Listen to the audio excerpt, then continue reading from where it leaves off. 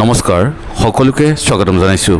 পিতৃহাৰা হ'ল শ্ৰীযুত ভাস্কৰ জ্যোতি মহন্তদেৱ। শিৱসাগৰ জিলাৰ কোঁৱপুৰৰ শ্ৰী শ্ৰী বৰখাটপাৰ সত্ৰৰ সত্ৰাধিকাৰ তথা অসম সত্ৰ মহাসভাৰ প্ৰাক্তন সভাপতি শ্ৰীযুত লীলা মহন্তদেৱৰ মৃত্যুৱে এতিয়া সকলোকে মৰ্মাহত কৰি তুলিছে।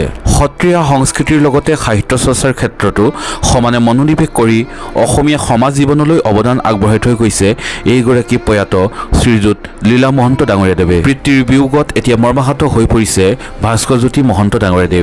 আধুনিক মনৰ মানুহ আছিলে আৰু লগতে সত্ৰৰ যিটো আভাৱা সেইটোৰ আয়ত্ত কৰিবলৈ আমাক খোল শিকোৱাৰ পৰা, গায়ন বায়ন শিকোৱাৰ পৰা, ভাওনা শিকোৱাৰ পৰা ইত্যাদিবোৰ তেখেতে কৰি আহিছে। আৰু আধুনিক মনৰ মানুহ হিচাপে সৰুৰে পৰা ইংৰাজী ক'বলৈ বা শিকিবৰ কাৰণে আমাক তেখেতে ঘৰতে শিক্ষাবোৰ দিছিলে আমাক, আৰু সেইখিনিয়ে আমি যথেষ্ট সমৃদ্ধ হৈছোঁ বুলি ভাবিছোঁ। দেউতা হয় অলপ ইনফেকশ্যন জেনেৰেটত এটা অসুখ হৈছিলে, কিন্তু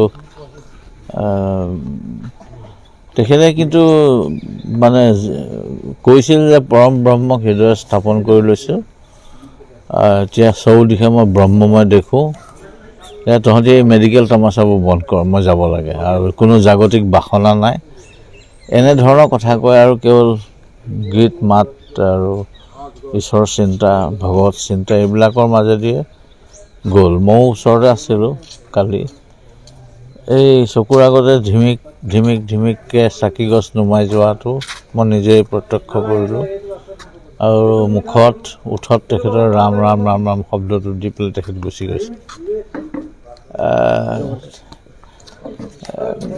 আমি কি কৰিম, আমাৰতো হাতত কোনো কথা এইবিলাক আমাৰ অধিকাৰ নাই ক'বলৈ, কিন্তু ঈশ্বৰে তেখেতক